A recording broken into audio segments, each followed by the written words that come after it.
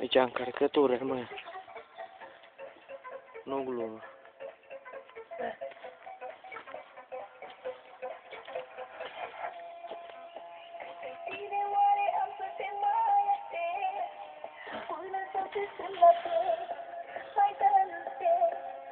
Atunci când eu te chem, mă simt a nimănui.